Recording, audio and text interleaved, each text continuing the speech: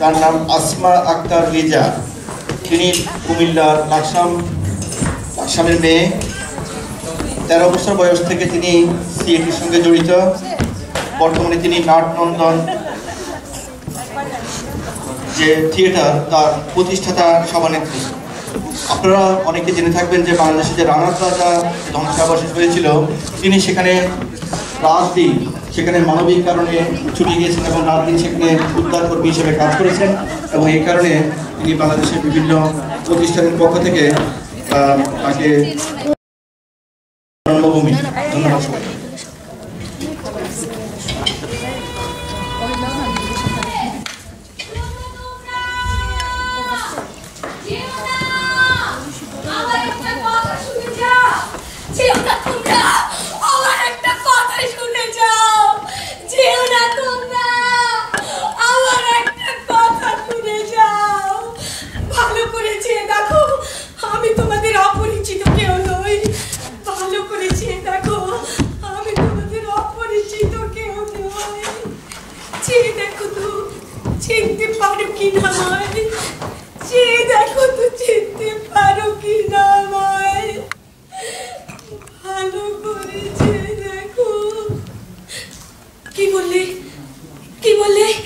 চিনতে পেরেছো আমাকে?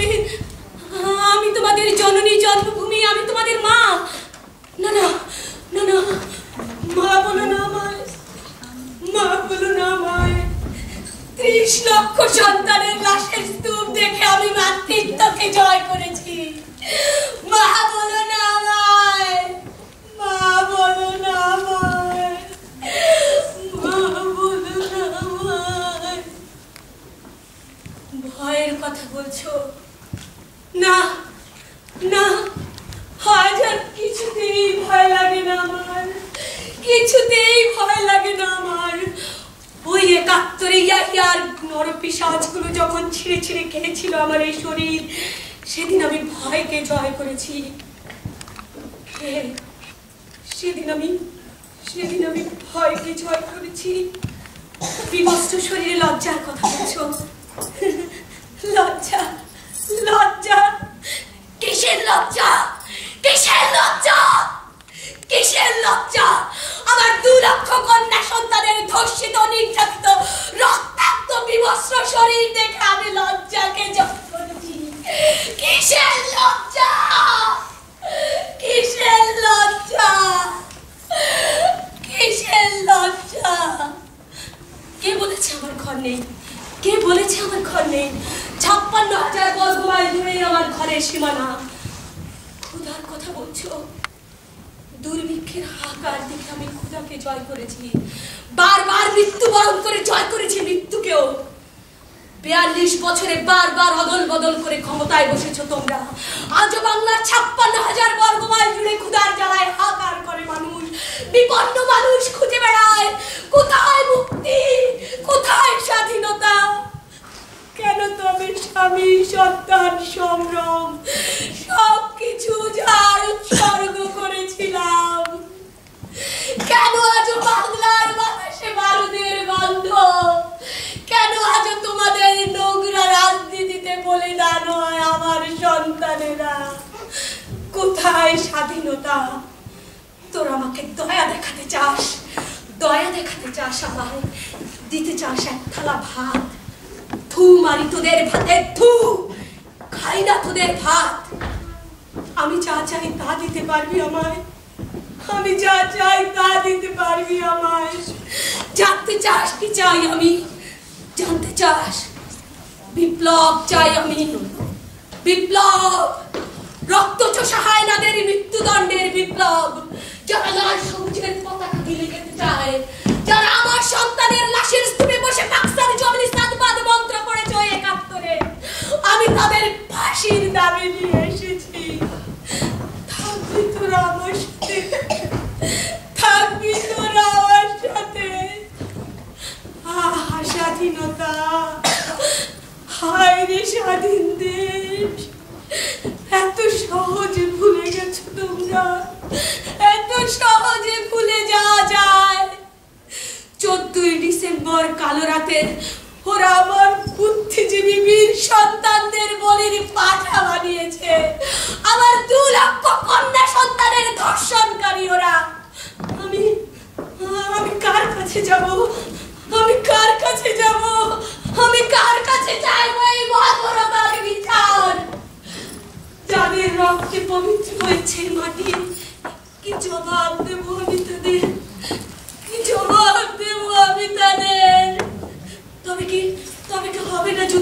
শান্তির বিচার তবে কা হবে না?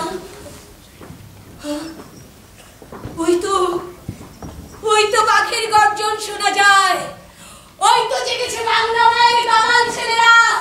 বাতাস আমার কানে কানে খবর দিয়েছে, বাতাস আমার কানে কানে খবর দিয়েছে। এই পৃথিবীর মানুষ শোনো তোমরা, বাংলা মায়ের দামাল ছেলেরা জেগেছে আজ। বাতাস আমার কানে কানে খবর দিয়েছে, ওই নরপিশাচটার ফাঁসি হয়েছে। বিশ্বাস কর, আমি গত 42টা বছর ঘুমাই না, আমি গত 42টা বছর বুক ভরে নিঃশ্বাস নেই না। ওই নরপিশাচটার ফাঁসি হয়েছে, আজ আমি বুক ভরে নিঃশ্বাস নিতে চাই, আজ আমি শান্তিতে ঘুমাতে চাই। যখনই চোখ বন্ধ করি ঘুমের ঘরে শুনি আমার এই বুকের ভিতরে কারা জানি কান্দে কান্দে আর কয়, মাগো আমাগরে একটা রাজাকার মুক্ত দেশ দাও মা। আচ্ছা তোমরা কি কইতে পারো আমার এই বুকের ভিতরে গত 42টা বছর কারা কান্দে, কারা কান্দে, কেন কান্দে? আমি জানি কারা কান্দে, আমি জানি কারা কান্দে। আমার 30 লক্ষ মুক্তিযোদ্ধা সন্তানেরা কান্দে, আমার 30 লক্ষ মুক্তিযোদ্ধা সন্তানেরা কান্দে। বিশ্বাস কর বাজান, 42টা বছর কারবালার আগুন কলিজার উপরে জ্বলে, জোড়ামানিক আমার ধৈর্য হয়ে গেছে, আর ফিরে আসে নাই। আমি 42টা বছর ঘুমাই নাই, আজ আমি ঘুমাবো, আজ আমি ঘুমাবো, বুক ভইরা নিঃশ্বাস নিমু, আজ আমি ঘুমাবো না, আজ ঘুমাবো না, আজ ঘুমাবো না। সবগুলো নরপিশাচকে যেদিন তোরা ফাঁসির দড়িতে ঝুলাই দিবি, এই জননী জন্মভূমির কলিজাটারে যেদিন শান্তি করবি, সেদিন আমি শান্তিতে ঘুমাবো। তোরা তাকে বিচার কর, 30 লক্ষ শহীদের রক্তের ঋণ শোধ কর। 30 লক্ষ শহীদের রক্তের দাগ হয়তো শুকিয়ে গেছে, কিন্তু দুঃখিনী মায়ের বুকের ক্ষত তো শুকিয়ে যায়নি। তোরা তাদের বিচার কর, আমি শান্তিতে ঘুমাতে চাই। 56,000 বর্গ মাইলের এই জননী জন্মভূমি, শান্তিতে ঘুমাতে চাই, আমি শান্তিতে ঘুমাতে চাই।